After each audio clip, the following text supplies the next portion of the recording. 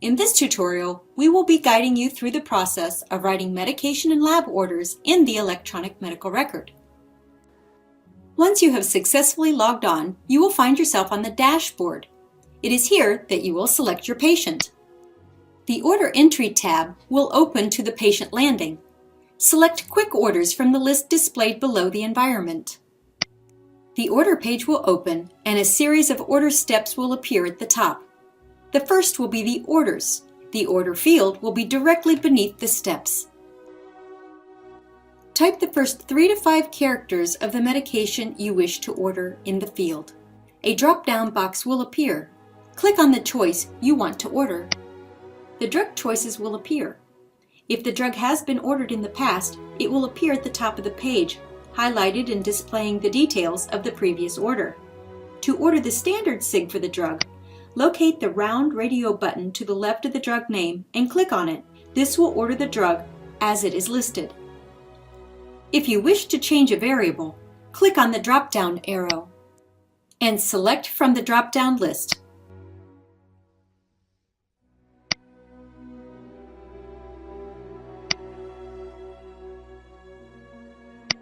When finished, click on Save. The drug name and instructions will appear on the order page. If the med was entered in error, click on the red X in the upper right-hand corner and the drug will be removed from the order session.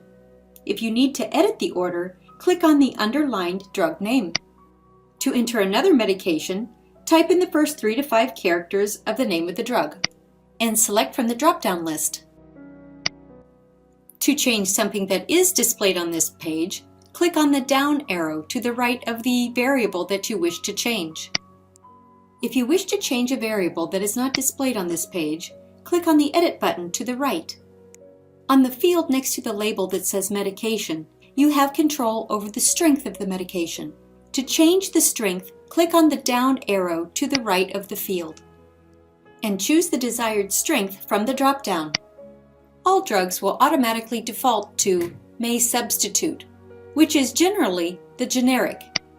If you wish to specify a brand name, click on the down arrow and select from the choice list.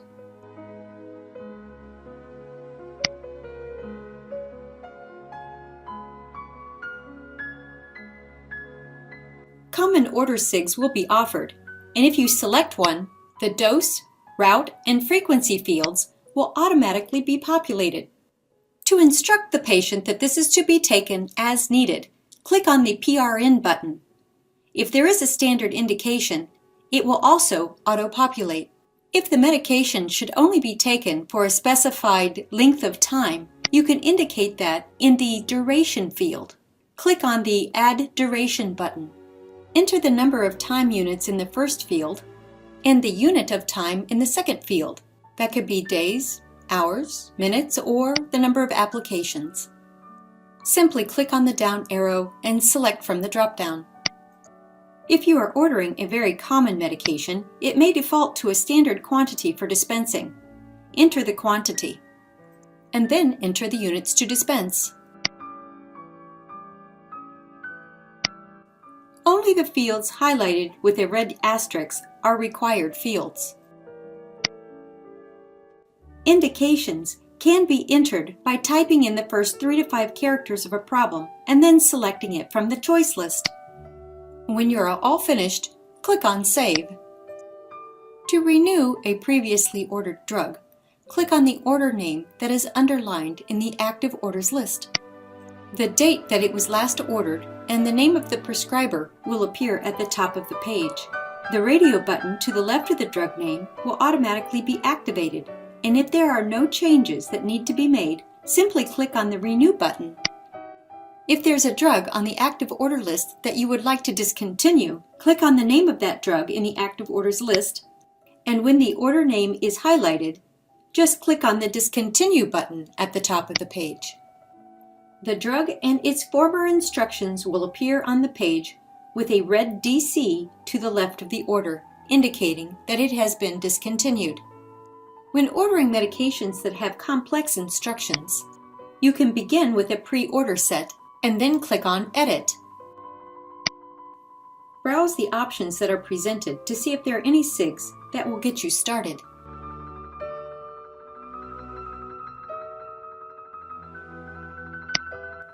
Once a choice is selected, the contents will automatically appear in the instructions field for you. Due to the constraints of some pharmacy systems, the field is limited to 140 characters. There is a Twitter-like count below the field to let you know how many characters remain until you can enter no more. You can change the quantity based on your instructions in the taper. At the bottom of the page, you will find the print options. It will automatically default to print unless you specify otherwise. If you do not need a script to print because you are just entering the drug for documentation, you can click on Don't Print. The ERX button is to be used when you are sending the script electronically to the pharmacy. The Supply button indicates that this is a standard unit of medication and the pharmacist does not need to intervene in the formation of the medication. The Compound means that the pharmacist has to do some mixing or combining of the medications to get the desired result. To finalize your order, click on Save. The medication order will now be added to the list. There is a filter in the upper right-hand corner that you can use to narrow the type of orders you are writing.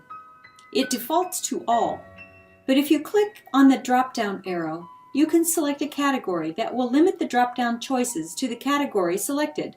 Click on the down arrow. We are going to limit the options to only test orders by clicking on Tests. Now when you type in the first 3 to 5 characters, it will only give you test options in the drop-down.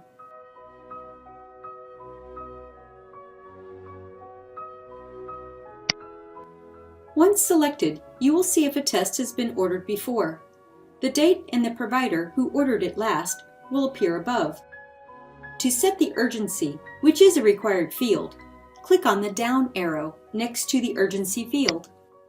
Select the time frame in which the test should be performed from the drop-down choices.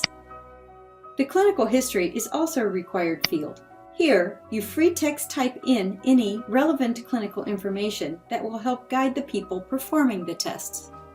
The indication field is also a required field.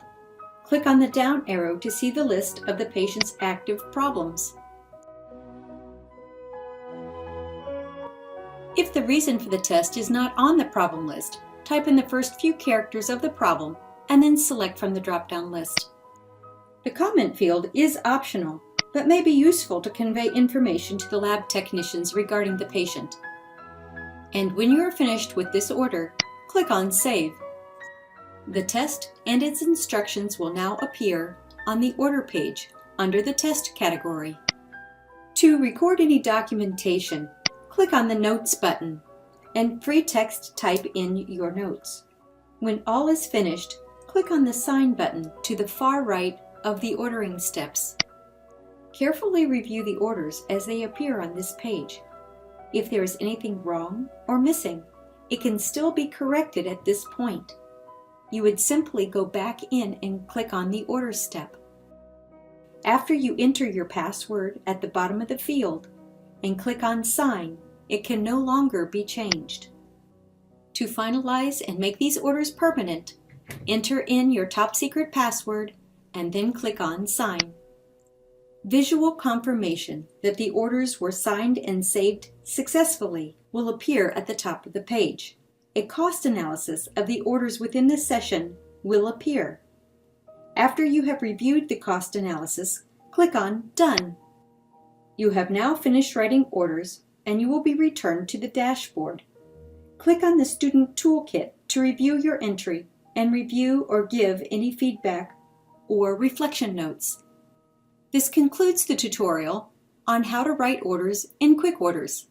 We hope that you found this helpful and it helps you provide better care and better health.